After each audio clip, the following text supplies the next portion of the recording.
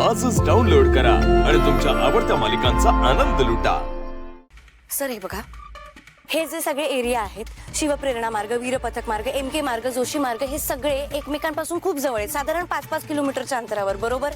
Correct. म्हणजेच पुढची चोरी सुद्धा अशाच अंतरावर होणार। Good observation, but what next? कत्री एक काम कर, तुझं जे काही नेटवर्क आहे ते कामाला लाव आणि ह्या एरियामध्ये कोणीही सस्पिशियस व्यक्ती जर दिसली असेल तर तिची सगळी इन्फॉर्मेशन मला हवी आहे। Yes boss. Jain sir. Techno, ह्या ज्वेलर्स मधलं सगळं CCTV फुटेज मिळव, जेव्हा चोरी झाली तेव्हाचं फुटेज मिळव, जेणेकरून आपल्याला त्या चोराची मोडस ऑपरेंडी कळली पाहिजे। लगेच सगळे फुटेजेस देतो बॉस। जैन सर। कमांडर आणि फातिमा, ज्वेलर्सचे जे मालक आहेत त्यांची इन्फॉर्मेशन मिळवा। आपापसात काही कनेक्शन आहे का, काही प्रॉब्लेम होता का, काही खटकलं होतं का, या सगळ्याचे डिटेल्स तुम्ही मिळवणार आहात। Okay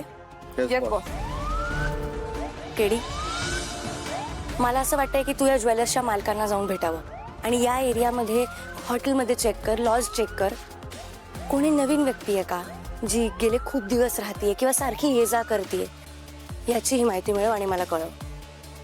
yes boss. Jain sir. Tarini एक मिनिट,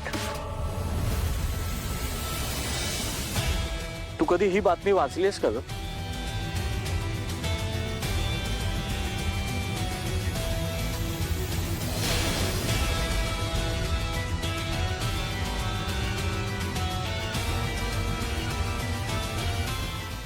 खोटं आहे हे, खोटं आहे सर, असं नाहीये, खोटं आहे। हो माहिती आहे मला, पसरवली गेलेलीच बातमी आहे ही।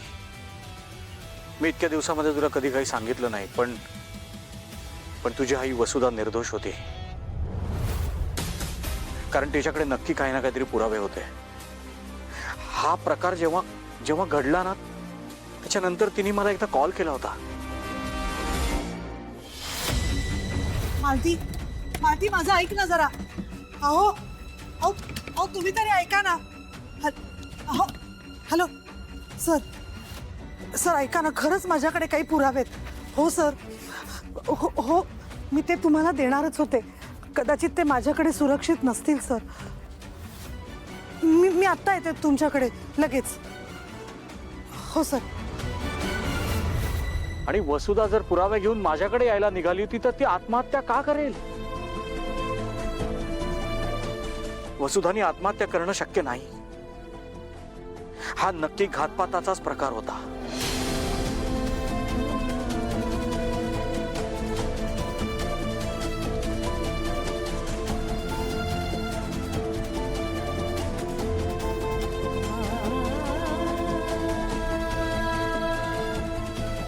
पण वसुधा बेलसरे निर्दोष होती आणि निर्दोष आहे, आणि हे एक ना एक दिवस मी सिद्ध करून दाखवेनच।